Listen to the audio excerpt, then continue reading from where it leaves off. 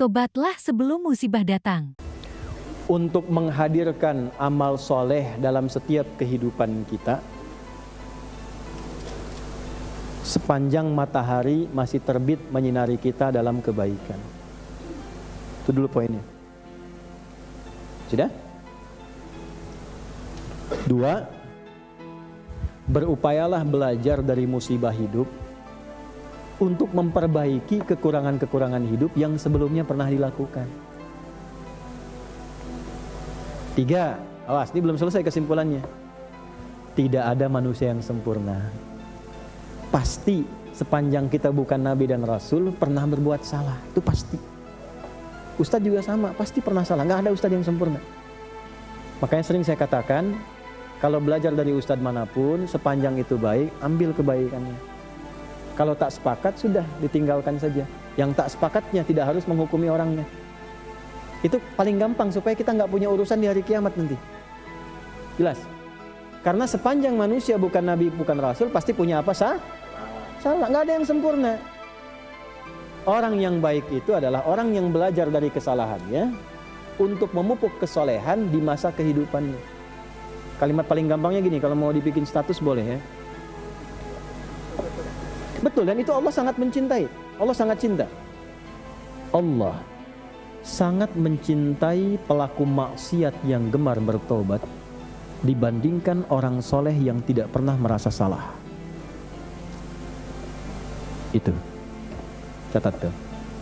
Allah sangat mencintai pelaku maksiat yang gemar bertobat dibandingkan orang soleh yang tidak pernah merasa. Pak, Bu, mohon maaf, gak ada yang sempurna, semua punya masa lalu. Makanya kenapa harokatnya fathah, supaya dibuka masa lalu itu, membuka masa depan yang lebih baik. Nah, kadang-kadang untuk menyadarkan kita, dikasih musibah supaya kita sadar yang gak baik itu perbaiki. Kalau sudah dengan ada yang musibah kita berubah, pertahankan itu. Nah, itu Allah sangat cinta. Jadi kalau kita mendekat dengan keadaan pelan pun, Allah menyambut dengan keadaan yang cepat. Dan jangan pernah menyimpulkan kehilangan kasih sayang Allah, betapapun berapa dosa yang pernah kita kerjakan.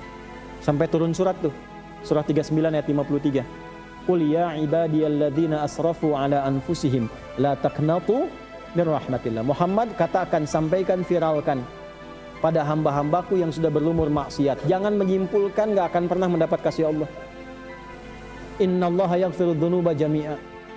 Semua dosa yang pernah Anda kerjakan, saya kerjakan, kita kerjakan, kalau mau kembali, Allah ampuni semua dosa-dosa itu. Jadi ketika Anda baca ini, idza syamsu kuwirat, ingat dosa. Salah sama ibu, sama bapak, belum minta maaf, sudah meninggal orang tua. Salah asuh anak, sehingga anak berkata yang kasar. Bukan orang lain yang salah, orang tua. Salah asuh. Jangan nyalain guru. Guru nggak salah. Antum tuh harus tanggung jawab. Saya, kita selaku ayah dan ibu mendidik anak. Cuman karena nggak sempat sepenuhnya waktu, kita titipin guru-guru mendidik. Kita nitipin tuh supaya dididik. Karena kita nggak sempat. Tanggung jawabnya kan bukan guru, harusnya kita. Jadi kalau ada anak salah, jangan salahkan anak dulu. Kita dulu. Lihat dulu tuh. Jadi begitu baca idza syamsu kuwirat, ingat dosa. Istighfar. Sebelum datang musibah. Atau yang kedua, musibah kecilnya. Ya, musibah kecil dari ajal itu tiba kematian. Musibah besarnya kiamat. Kalau sudah kiamat gak bisa dirawat. Mumpung masih hidup, ralat itu. Diedit, kata-kata edit. Edit lagi dengan taubat. Perbuatan diedit supaya lebih baik. Mumpung masih hidup. Nah, ini kita panjang ngaji nih, sampai 2 jam lebih kita ngaji sampai dengan saat ini.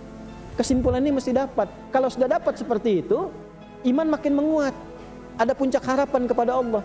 Begitu istighfar sudah muncul, dosa diperbaiki, tanda dosa itu dihapuskan oleh Allah, diterima taubatnya, berubah perilakunya menjadi baik. Salah satu tanda. Makanya ketika ada kalimat taba wa amila sholiha, seringkali disampaikan begitu dalam Quran. Taba wa amila sholiha. Begitu taubat, berubah perilaku jadi baik. Anda kalau pernah berbuat perbuatan kotor di masa lalu, tiba-tiba menangis taubat, terus berubah jadi baik, itu tandanya taubat yang diterima Allah. Dan pesan saya, ingat ya, catat betul pesan ini ya, catat betul. Jangan diingat-ingat lagi perbuatan dulu, selesai. Karena nanti yang paling diandalkan setan menampilkan lagi memori masa lalu itu. Zina, membunuh, mabuk dan sebagainya. Sudah tobat nih jadi baik, sudah nggak senang lagi, udah jangan dipikirin lagi. Teruskan yang amal soleh, masa lalu tutup. Nanti setan akan terus menghadirkan itu dan memberikan kepada Anda satu pandangan bahwa kamu dosanya terlalu besar, belum tentu dimaafkan.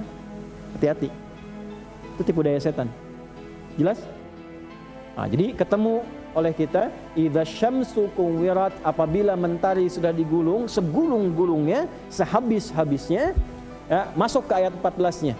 Alimat nafsum ma ahdarat, barulah manusia sadar selama ini sudah mengerjakan apa, sudah melakukan apa. Bawa situasi kecilnya, tiap kali lihat matahari syukuri nikmat kepada Allah, terima kasih ya Allah. Taubat kita kepada Allah akan dosa-dosa, perbaiki diri kita, sampai menghadirkan amalan yang kita pede kita bawa pulang untuk meninggal. Jadi kalaupun meninggal siap.